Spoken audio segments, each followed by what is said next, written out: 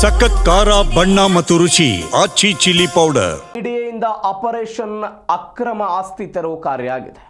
ಸುಮಾರು 140 ಕೋಟಿ ರೂಪಾಯಿಗಳ ಆಸ್ತಿಯನ್ನ ಬಿಡಿಎ ಸೀಜ್ ಮಾಡಿದೆ. ಅನಧಿಕೃತ ನಿರ್ಮಾಣಗಳ ಆಸ್ತಿ ತೆರವು ಕಾರ್ಯಾಚರಣೆ ಇದೆ. ಬಿಡಿಎಯಿಂದ ಆಪರೇಷನ್ ಅಕ್ರಮ ಆಸ್ತಿ ತೆರವು ಕಾರ್ಯ. ಬೆಂಗಳೂರು ಡೆವಲಪ್ಮೆಂಟ್ ಅಥಾರಿಟಿ ಸುಮಾರು 140 ಕೋಟಿ ರೂಪಾಯಿಗಳ ಆಸ್ತಿಯನ್ನ ಬಿಡಿ ಅಧಿಕಾರಿಗಳು ಸೀಜ್ ಮಾಡಿದ್ದಾರೆ.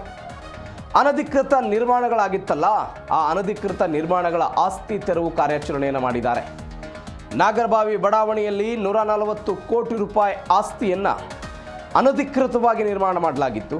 ಅಲ್ಲಿ ಕಟ್ಟಡಗಳನ್ನು ಕಟ್ಟೋದು, ಜಾಗಗಳನ್ನು ಒತ್ತುವರಿ ಮಾಡಿಕೊಳ್ಳೋದು, ಇವೆಲ್ಲವನ್ನು ಕೂಡ ತೆರವು ಕಾರ್ಯಾಚರಣೆಯನ್ನು ಮಾಡಿದ್ದಾರೆ ಬಿಡಿ ಅಧಿಕಾರಿಗಳು. ಬೆಂಗಳೂರು ಉತ್ತರ ತಾಲೂಕು ಯಶವಂತಪುರ ಹೋಬಳಿ ನಾಗರಬಾವಿಯ ಸರ್ವೆ ನಂಬರ್ 17ರಲ್ಲಿ 2 ಎಕರೆ 30 ಗುಂಟೆಯನ್ನು ಇದೀಗ ವಶಕ್ಕೆ ತೆಗೆದುಕೊಂಡಿದ್ದಾರೆ. ಅನಧಿಕೃತ ನಿರ್ಮಾಣಗಳನ್ನು ತೆರವು ಮಾಡಿದ್ದಾರೆ.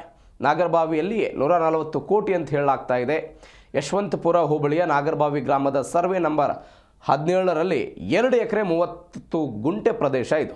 ಈ ಬಗ್ಗೆ ಹೆಚ್ಚಿನ ಡೀಟೇಲ್ಸ್ ಕೊಡ್ತಾರೆ ನಮ್ಮ ಪ್ರತಿನಿಧಿ ಭವ್ಯ ಸುನೀಲ್ ಫೋನ್ ಸಂಪರ್ಕದಲ್ಲಿದ್ದಾರೆ. ಭವ್ಯ, ಬಿಡಿ ಅಧಿಕಾರಿಗಳು ಸುಮಾರು 140 ಕೋಟಿ ರೂಪಾಯಿಗಳ ಆಸ್ತಿಯನ್ನು ಸೀಜ್ ಮಾಡಿದ್ದಾರೆ ಅಂತ, ಅನಧಿಕೃತವಾಗಿ ಆಸ್ತಿಯನ್ನು ವಶಕ್ಕೆ ತೆಗೆದುಕೊಂಡವರಿಗೆ, ಒತ್ತುವರಿ ಮಾಡಿದವರಿಗೆ ಒಂದು ಬಿಸಿ ತಟ್ಟಿಸಿದ್ದಾರೆ. ಎಸ್ ಪ್ರವೀಣ್, ಖಂಡಿತ ಬೆಂಗಳೂರು ಅಭಿವೃದ್ಧಿ ಪ್ರಾಧಿಕಾರ ಅನಧಿಕೃತ ನಿರ್ಮಾಣಗಳನ್ನ ಈ ಹಿಂದೆ ಕೂಡ ತೆರವು ಮಾಡ್ತಾ ಇತ್ತು. ಮತ್ತೆ ಕೂಡ ಬಿಡಿಎ ಸದ್ದು ಮಾಡಿದೆ ಅಂತ ಹೇಳ್ಬೋದು. ಸುಮಾರು 140 ಕೋಟಿ ರೂಪಾಯಿಗಳ ಆಸ್ತಿಯನ್ನ ವಶಪಡಿಸಿಕೊಂಡಿರುವಂತದ್ದು.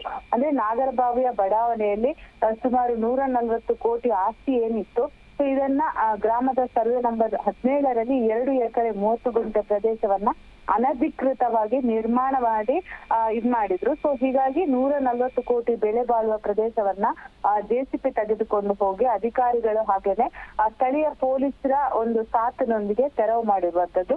ಹಾಗೇನೆ ಕೋರ್ಟ್ ನಿಂದ ನೋಟಿಸ್ ಅನ್ನ ಕೂಡ ಕೊಟ್ಟಿದ್ದಾರೆ. ಸೊ ಮುಂಬರುವಂತ ದಿನಗಳಲ್ಲಿ ಅಲ್ಲಿನ ಮಾಲೀಕರು ಏನೇ ಇದ್ರು ಕೂಡ ಬಿಡಿಎಗೆ ಸರಿಯಾದ ಡಾಕ್ಯುಮೆಂಟ್ಸ್ ಹಾಗೇನೆ ಕೋರ್ಟ್ ಮೂಲಕ ಮತ್ತೆ ಅದನ್ನ ವಾಪಸ್ ಪಡಿಬೇಕಾಗುತ್ತೆ. ಆದ್ರೆ ಇದು ಅನಧಿಕೃತ ನಿರ್ಮಾಣದಿಂದ ನಡೀತಾ ಇದ್ದಿದ್ದು ಅನ್ನೋದು ಬಿಡಿಎ ತನಿಖೆಯಲ್ಲಿ ಕೂಡ ಬಯಲಾಗಿರುವಂತದ್ದು. Praveen, okay Bhavya, thank you ನಿಮ್ಮೆಲ್ಲ ಡೀಟೇಲ್ಸ್ಗೆ.